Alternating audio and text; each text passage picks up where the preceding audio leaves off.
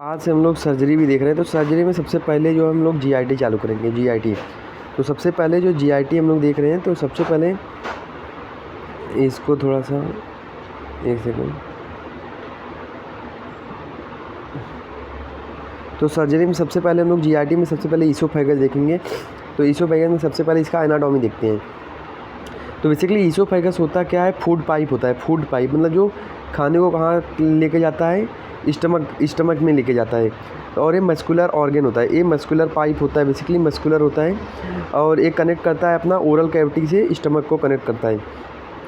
अब जो स्टमक होता है, जो ईसोफेगस होता है, वो बेसिकली इसके दो ओपनिंग होते हैं। एक होता है अपर ईसोफेजियल स्पिंटर और एक होता है लोअर ईसोफेजियल स्पिंटर। मतलब इसकी अपर ओपनिंग और ये लोअर ओपनिंग। अब जो माउथ से लेके अपर ईसोफेजियल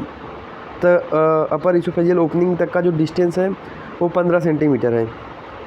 और अपर ईसोफेजियल स्पिंटर से लेके लोअर ईसोफेजियल स्पिंटर तक का लेके जो डिस्टेंस है वो कितना है, वो है अपना 40 सेंटीमीटर। समझा? मतलब ये कितना है अपना 40 सेंटीमीटर। मतलब फ्रॉम माउथ से लेके अपर ईसोफेजियल स्पिंटर तक 15 सेंटीमीटर का है। और माउथ से लेके लोअर ईसोफेजियल स्पिंटर तक कितना है, 40 सेंटीमीटर। तो मतलब upper oesophageal sphincter lower oesophageal sphincter से कितना हो गया, ये हो गया 25 सेंटीमीटर, ये हो गया। देन मतलब अगर अपने को स्टमक मतलब टोटल अगर हम लोग देखते हैं तो टोटल डिस्टेंस अगर हम लोग देखते हैं ओरल कैविटी से लेके अपना लोअर ईसोफेजियल स्पिंटर तक कितना हो जाएगा, 40 सेंटीमीटर। और अपने को अगर राइस ट्यूब मतलब जो फीडिंग ट्यूब डालना स्टमक में, वो कितना रहेगा, ऑलमोस्ट 50 to 60 सेंटीमीटर होना चाहिए वो। तो हम लोग 50 से 60 सेंटीमीटर हम लोग डालते हैं। एडल्ट की बात कर रहा हूँ मैं। और ईसोफेजियल बेसिकली कहाँ तक होता है, T12 लेवल तक होता है। और बेसिकली ये थोरेसिक कैविटी में ही होता है। और क्योंकि एब्डोमिनल कैविटी में क्या बन जाता है, स्टमक बन जाता है। और सिंस ये मस्कुलर और इसमें मस्कुलर फोल्ड होते हैं, तो ये कोलैप्स रहता है। तो कोलैप्स रहेगा तो खाना आगे पास करेगा नहीं, पानी तो पास हो जाएगा। इसलिए क्या होता है, पेरिस्टैल्टिक मूवमेंट होता है जिसके थ्रू वो पास करता है। अब जो ईसोफेगस है वो दो पार्ट में डिवाइड होता है, एक अपर 1/3 और लोअर 1/3। अपर 1/3 वॉलंटरी होता है, मतलब कंट्रोल में होता है। और लोअर 2/3 होता है इनवॉलंटरी। मतलब अगर अपन ने खाना खाया और अपर 1/3 में ही है वो, तो अपन उसको रिफ्लेक्स के रिफ्लेक्स के थ्रू हम लोग उसको बाहर निकाल सकते हैं। पर लोअर 2/3 में चले गया तो इनवॉलंटरी है, वो कंट्रोल के बाहर है, तो वो सीधा स्टमक में ही जाना है।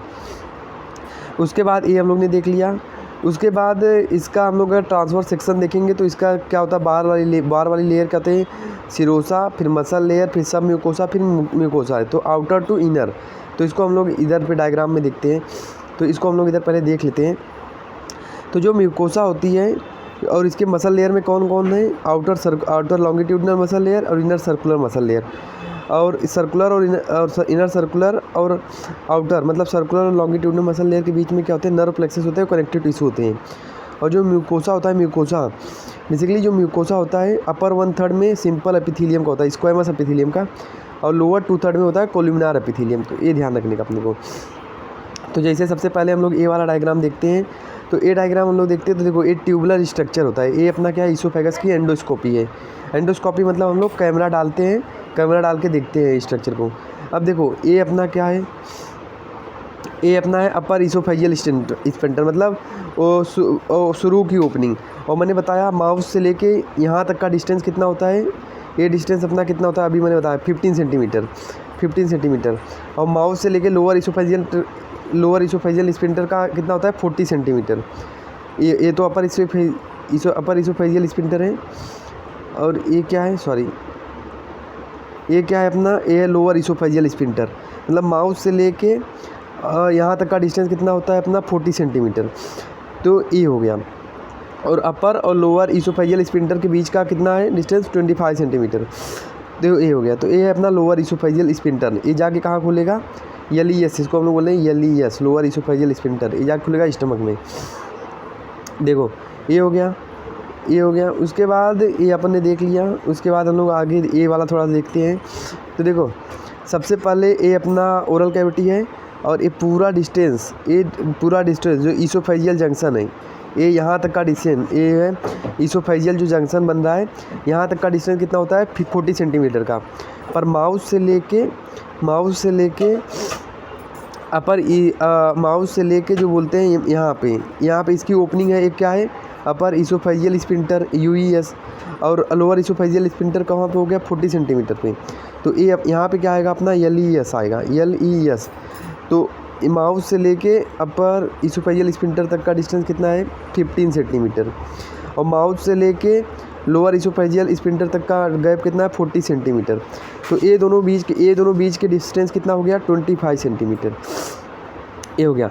उसके बाद क्या होता है यहाँ पे कुछ कॉन्स्ट्रिक्टर होते हैं, मतलब जिसको दबाते हैं, कौन कौन से, जैसे डायफ्राम दबा लेगा, यहाँ पे ये डायफ्राम दबा लेता है, इसका अलग अलग लेवल होता है, और ये एक्सटर्नल नॉच दबा लेता है, और यहाँ पे बीच में एरोटा रहता है, एरोटा दबा लेता है, और ये थायरॉइड कार्टिलेज से यहाँ पे दब जाता है ये। तो ये हम लोग ने देख लिया। उसके बाद हम लोग आगे देखते हैं, तो इसको हम लोग देखते हैं। सबसे पहले देखो ये अपना होता है क्या सिरोसा, उसके बाद मसल लेयर में शुरू वाली लॉन्गिट्यूडनल, मतलब लॉन्गिट्यूडनल रहेगी, और सर्कुलर कैसे रहेगी ऐसे ही। तो ये सर्कुलर मसल, तो सिर्फ सर्कुलर मसल, इसके बीच में जो प्लेक्सस होगा वो मेंट्रिक प्लेक्सस होगा, और कुछ कनेक्टिव टिश्यू होंगे। देन उसके बाद अभी अपना कहाँ पे हो गया सिरोसा हो गया, म्यूस्कुलर हो गया, ये सब म्यूकोसा, यहाँ पे सब म्यूकोसल ग्लैंड रहेंगे, और यहाँ पे होगा मेजनर प्लेक्सस। तो म्यूकोसा और सब म्यूकोसा के बीच में क्या होगा अपना मेजनर प्लेक्सस। तो ये हो गया, ये अपना कौन हो गया अपना, ये अपना हो गया म्यूकोसा, और ये हो गया ल्यूमेन, ये हो गया इसका ल्यूमेन।